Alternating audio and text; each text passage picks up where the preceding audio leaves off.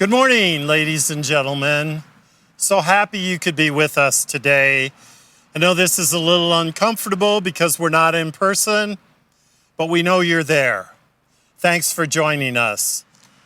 My name is Tom Luehrs. I'm the Executive Director of St. Francis Center. We are here live at 14th and Gilpin. And so if you hear a little noise in the background, that's the traffic going by. But we are here where Warren Methodist Church stands. And we're happy to have you this morning. We know this is a bit unusual for those of you who have been to the Path Luncheon before, but we think things will work out just fine. We have some good speakers this morning, leaders in our community, and again, we're so happy that you took time to join us for this approximately 30-minute presentation. Before we get started, I wanted to let you know that we miss you. We wish you were here. We're sorry that you can't be, but we're happy that you're safe.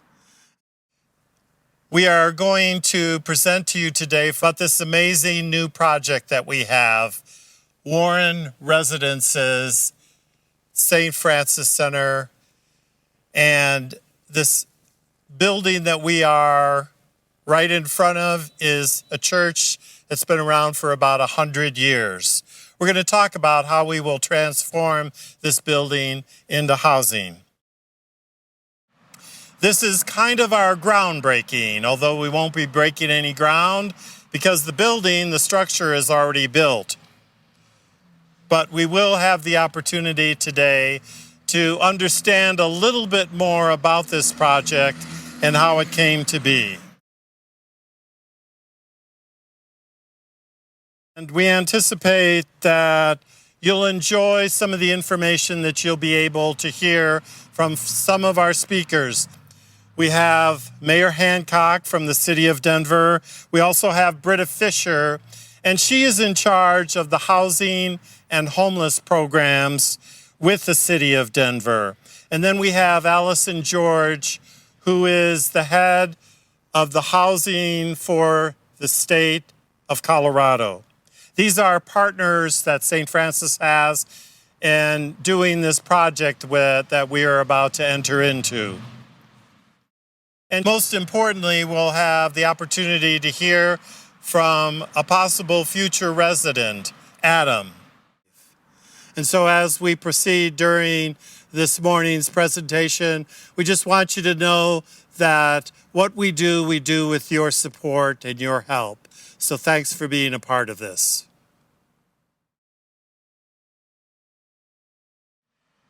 Housing is justice. Housing is a key component of liberty and justice for all. Housing gives us all a sense of identity.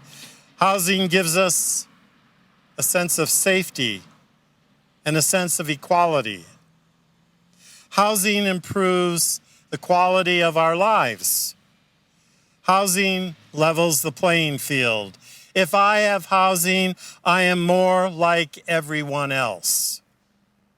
Housing is the place we leave from each day in the morning and return to each evening. It's a safe place. It's a place where we can rest. Housing provides dignity and respect for everyone. Housing lets us know that we are as good as everyone else in the community. Housing helps me know that my life matters. We're all experiencing the strain of this COVID epidemic. But imagine when the governor in the middle of March said, the safest thing to do is to go home, close your door, and stay there. If you didn't have housing, how would you feel? Probably left out, as many of our people felt left out. During those first few days in mid-March, when people were very fearful, everything was closing down, all the libraries, all the restaurants, people's places of work, St. Francis Center was open. And we continued to stay open until today, and ongoing we will in the future. One of our guests came up to me and said, "Thanks so much for staying open, because we who are homeless have nowhere else to go." That's who we are, St. Francis Center, being there for the people that we are in relationship, being there for the people who have no place else to go and depend on us, trust us, are in relationship with us. And that's why St. Francis Center creates housing, because housing is about relationship. Housing is about safety. Housing is about dignity. People of color in our community are disproportionately unhoused.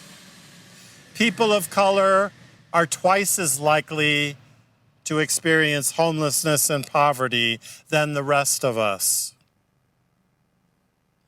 Housing breaks down that barrier of inequality that divides us.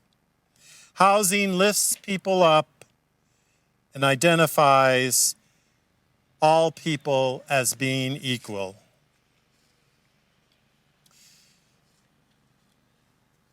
We are about to start building apartments in this building right behind me.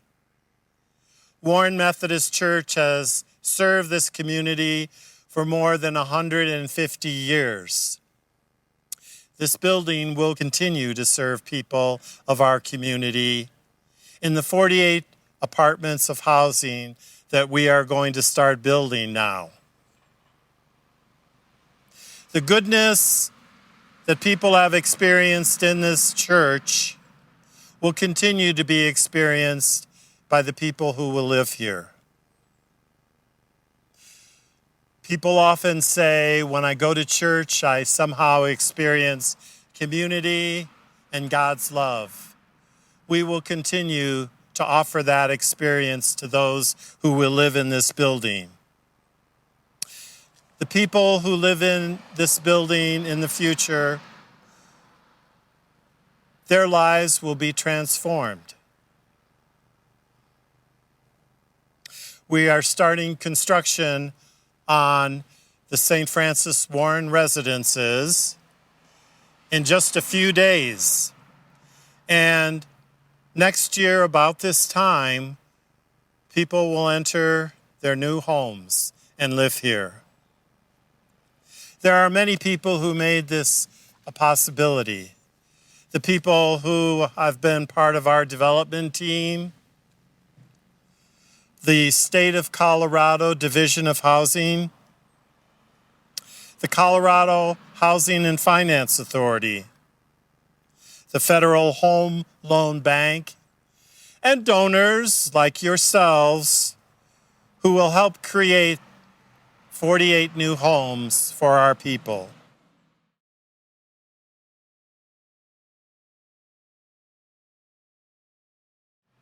I'd like to introduce Mayor Michael Hancock, who has a few words for us, letting us know that he supports the project that we are doing and is happy that the City of Denver is investing in this project. Hi, I'm Mayor Michael Hancock. St. Francis Center has been providing vital services for 37 years to people experiencing homelessness in Denver. Through a combination of day shelter with services, outreach on streets, employment services, and housing with case management, thousands of lives have been transformed for good. The St. Francis Warren Residences will provide 48 units of permanent supportive housing for very low income, 30% of AMI and below, people experiencing homelessness who are working or are getting ready to work. This project is critical, given that maintaining employment and gaining stability while experiencing homelessness is extremely difficult and rare, and housing is the first step towards stability and moving out of poverty. This project would be the first of its kind in Colorado and a model for the state, but most importantly, an opportunity for the Denver community to show what compassion and innovation can do for those who are driven to improving their circumstances.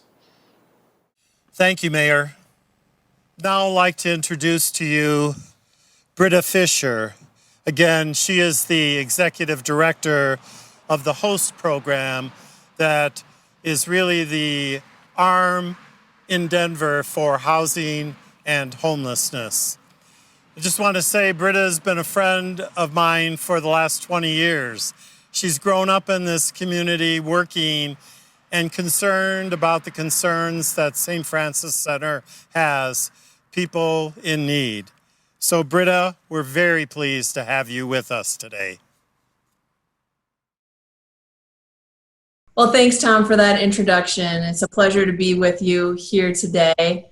And it's great to celebrate the St. Francis Center. I have been working and living in the Denver area for 20 years, and the St. Francis Center was one of the first organizations I got to know. I had come to Denver to help feed hungry people. I worked at Metro Caring and lived in the Urban Servant Corps house, and it was a really interesting experience to look at spirituality, simplicity, and service to my community. And as I was working at Metro Caring, the participants there quickly told me that while they wanted food and needed food, that what kept them up at night, what really concerned them was housing, that they were having trouble affording housing, having a safe and decent place to live, a place where they felt stable and that they could build their lives. And that made a ton of sense to me. And so I asked my supervisor at the time to get more involved with housing issues, and they turned me quickly to Housing Justice, which was a new faith-based organization that was looking at how do we unite the power of the faith community, those voices for our neighbors around affordable housing. And so those meetings took place at St. Francis Center. And so met Tom Luehrs and got to know the participants at St. Francis Center and the people who support St. Francis Center, and just know it's a great organization that's been doing good work a very long time in this community, good, hard work, and very important for our whole community. You know, our mayor speaks powerfully to the vision of a healthy, housed, and connected Denver, a Denver where a great city cares for her people. And St. Francis Center is certainly a part of our community caring for the people of Denver. And I think an important part of that is this housing stability. And St. Francis Center has been a great partner in providing housing, not just day shelter services, which are important, but that long-term solution of housing. And so it's been great to see Cornerstone and other projects come forth that St. Francis has been a partner in. And we're really excited about Warren Apartments. We know that there are more than 100,000 households in Denver that need housing affordability, that they are currently paying more than a third of their income on their rent or mortgage. And we really want to address that need. And we know that those who are at the lowest incomes really do need supportive housing in our community. And to see Warren Apartments emerge as a faith community vessel that is now continuing its mission in the form of housing is really special. Before COVID, we knew that housing was central to health, but coronavirus has driven home that housing is essential to health. When we needed public health orders to say, stay at home, for people without a home, that was an absolute crisis and emergency on top of what already had been a crisis. And so we see how important it is for everyone to have that community infrastructure, to have a home in our community here in Denver. And supportive housing and the housing that St. Francis Center is working on is exactly what we need. We need places where people can have decent, affordable housing plus services that help them to remain stably housed and be healthy in our community here in Denver. And Britta, what keeps you up at night these days? Honestly, I sleep pretty well because I'm really tired and pretty exhausted most days of this emergency. But when I reflect upon what we're in right now in this emergency, in this public health emergency, I think about a couple of things. I think about how big this is, the entirety, the scope of how we are working to keep people safe and healthy and housed in these circumstances. And honestly, one of the things that I think about are back to when I was a young girl, and it was the 1980s, and there was a terrible drought in Minnesota. And I grew up in a farming community. And we saw people come together, not just from our congregation, but from all faith communities in the area. And we came together for prayer services and praying for rain and singing songs. And we saw people that we hadn't seen before, but we all came together to support one another and to help each other through this. And when I think about those times as a young person, I think about how that community came together. I think about that now, that while coronavirus has certainly damaged our sheltering system and really caused us to have to do things in new and different ways, and think about how we will meet the challenges of this moment, but also the future. I think what will stick with me is not just the hard things and the lives impacted and taken, but how we came together as a community, how people came together, supported one another, filled critical gaps, and did that in new ways as well as old. And I think that is probably what gives me that strength each day to face this, is knowing that we're not in this alone. We're doing this together. It is big, but together we can get it done. You know, I grew up in a faith community, and I think that at the end of the day, what I work on today are some of those foundational values that were instilled in me as a young person, that we're here to serve our neighbors, that we're here to care for one another and support one another. And when I think about the church where I grew up, it was a farming community, and people brought the rocks and stones, the field stones, together to build the foundation of the church. And it's a place where we celebrate and we mourn and we do life together. And as we are here in Denver, I think about the things that each of us brings to the community and how each of those things are special.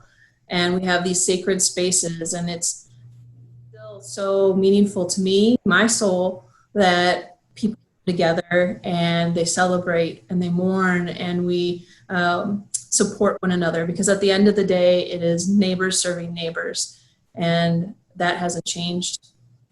I think one of the hard things in this public health emergency has been seeing more people have their incomes impacted and face a housing crisis. And we already had a lot to meet the needs in our community, and now it's growing.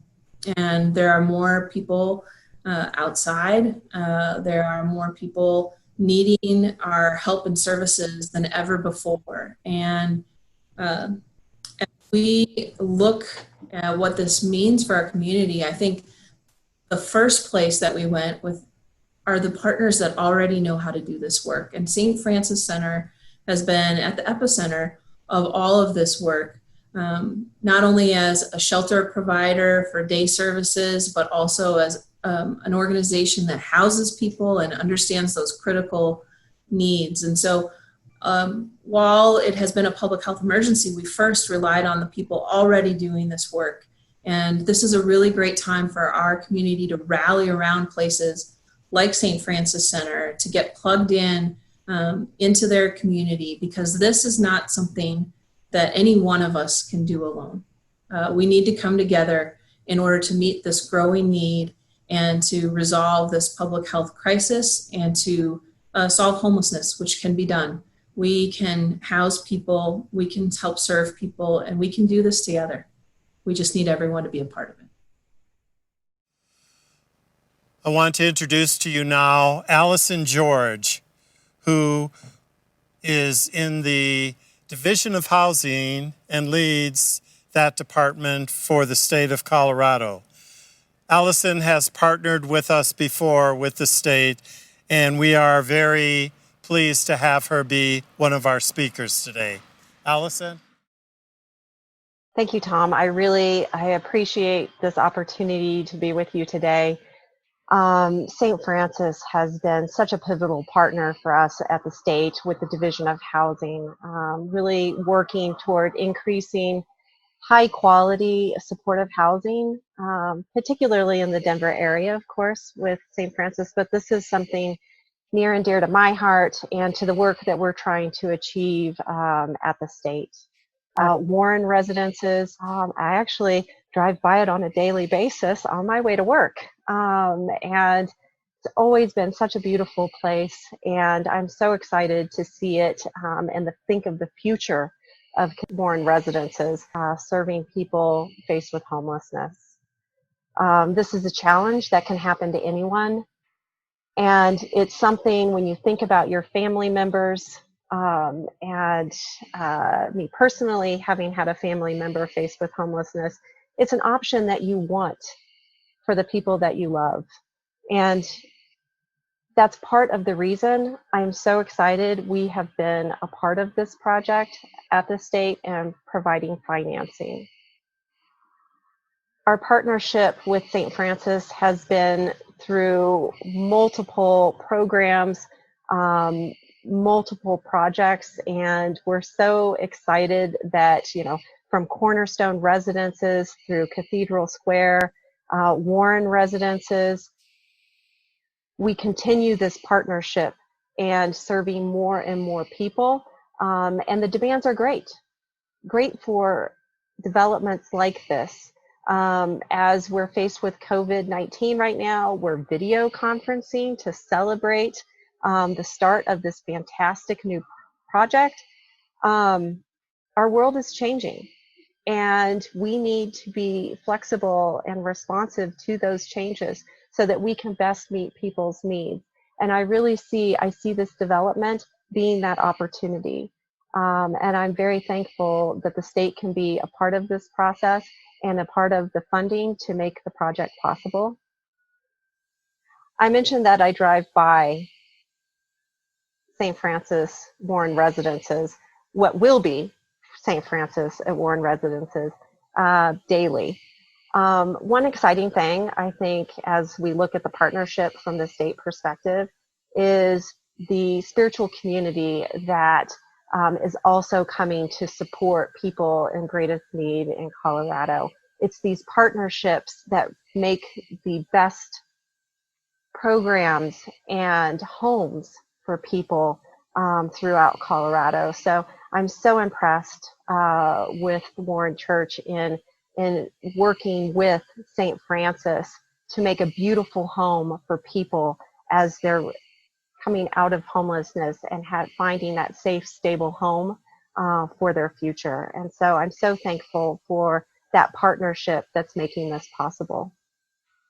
Particularly with the impacts of COVID at this time, it's so important to be investing and supporting projects like this. There was a recent report from the University of Pennsylvania, together with University of California, Los Angeles, and Boston University, that showed people experiencing homelessness infected with COVID are twice as likely to be hospitalized, 2 to 4 times as likely to require critical care, and 2 to 3 times as likely to die from the illness as the general population is. It's things like these that need to drive us to greater solutions and focusing on moving forward toward those solutions. And permanent supportive housing is that solution. And so trying to impact more people by providing those permanent solutions with the support that people need to live stably is really a good part of the reason I'm so pleased that we could be a part of this project and help St. Francis move this forward.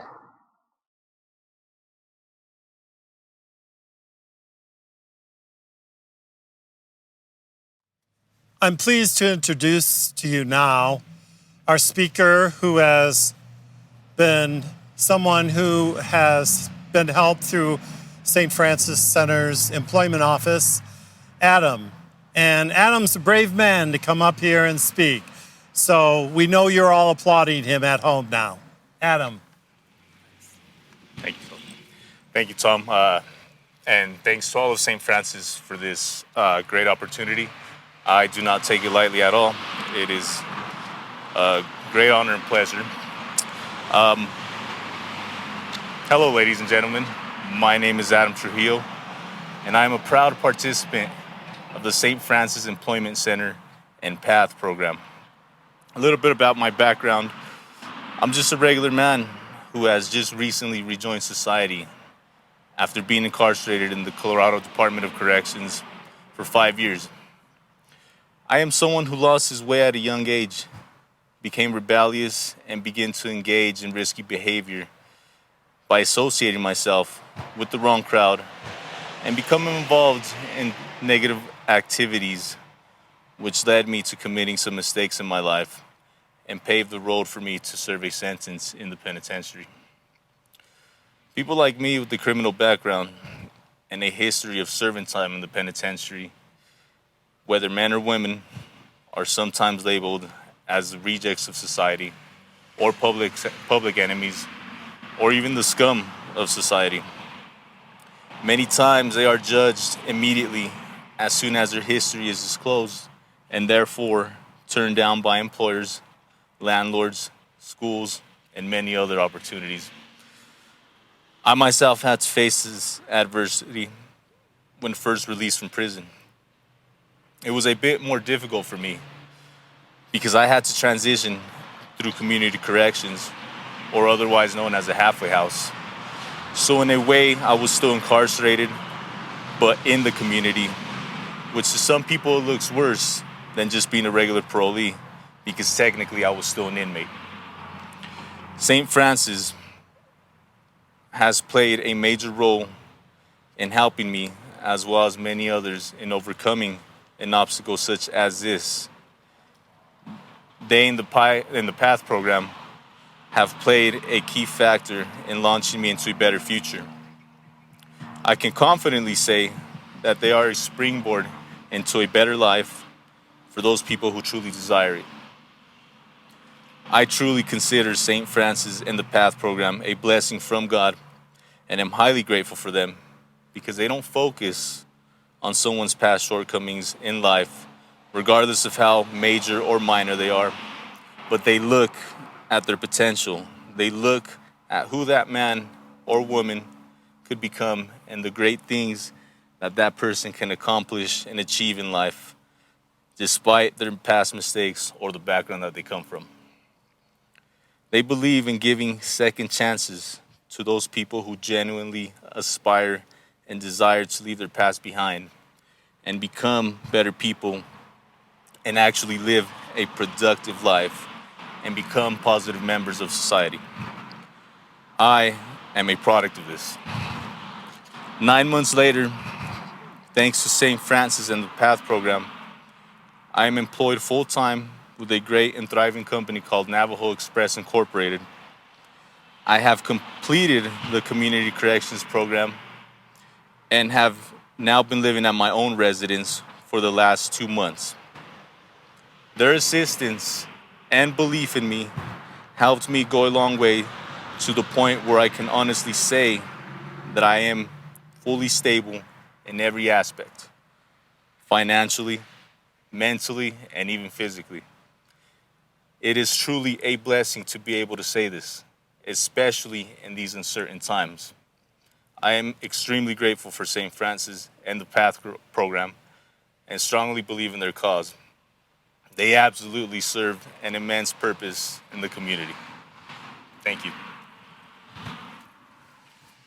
Thank you so much, Adam.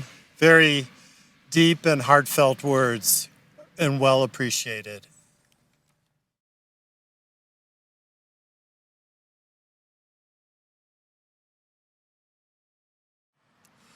I think Adam's story reminds us that investment in people is what makes changes. Today, all of you who have been part of this presentation have the opportunity to support people like Adam, to support this new building that will create 48 new apartments for people. And by donating to St. Francis Center, you will assist us in the good work that we are doing. I want to remind you that we have a donor who has graciously given us $50,000 to be matched by all of you. Each donation of $100 or more will be matched by our anonymous donor. You can make that donation by the ways you have before. Sending us a check in the mail is fine, or clicking on the donation link that you will see in your browser, and that will help you be part of this PATH groundbreaking event today. Let me finish today by thanking you all for being part of this, for joining us online. We miss your presence here, but we know that you're safe. If you have any questions, feel free to reach out to me or to Andrew. Our information can be found on your screen. We're happy that you're with us. We're happy that you're partners with us in housing.